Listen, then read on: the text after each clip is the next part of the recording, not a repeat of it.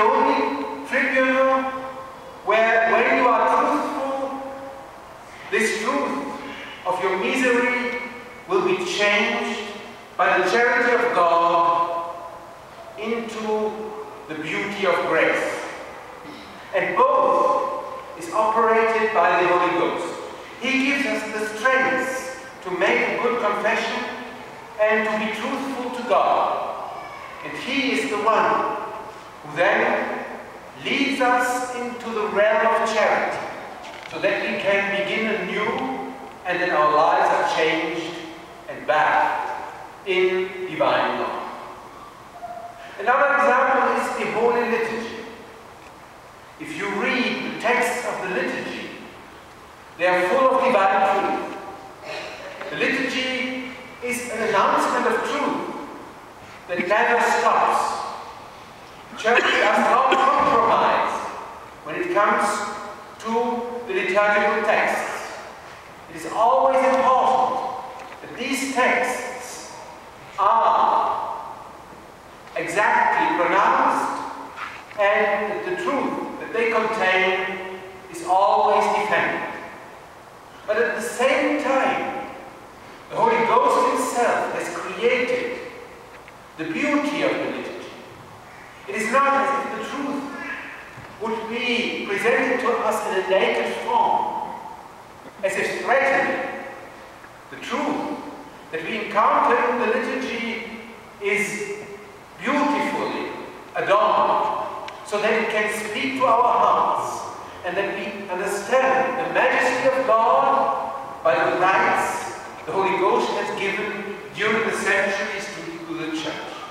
Here again, truth and charity come together so that we can, by our assistance in the liturgy, understand the divine truth and feel the divine love. And finally, it is the Holy Ghost who, in the magisterium of the Church, in the continuous teaching of the Catholic doctrine, leads us unto eternity. We know from history how difficult it was to protect the truth. How many times the Church had to interfere and even to punish those who wanted to belittle the truth of God. The Church can be a terrible army, can be really threatening if there are those who do not want the truth of God and want to take it away from those who need it. But on the other hand, the Church is also a loving mother. You know how mothers are.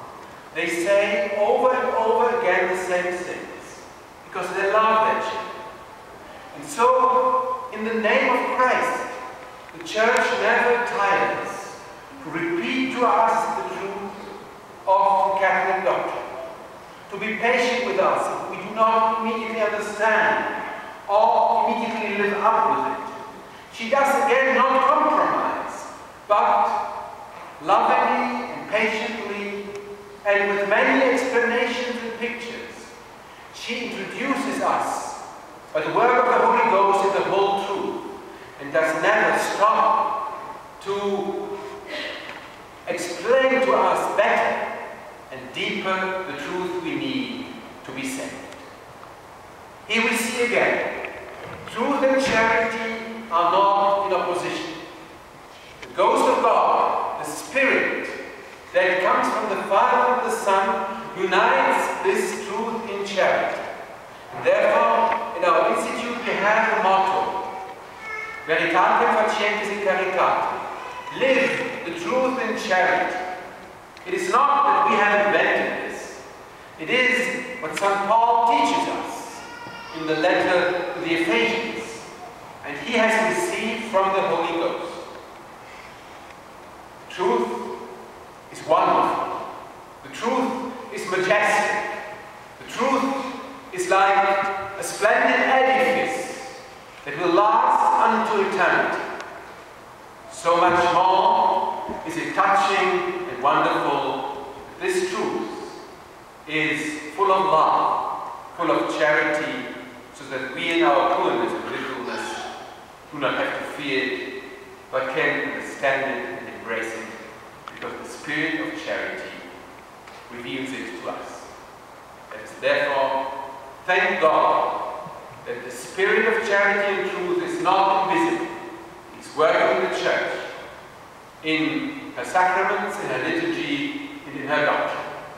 And the more we follow these signs of His operation, the more the Holy Ghost will come into our lives and in our souls.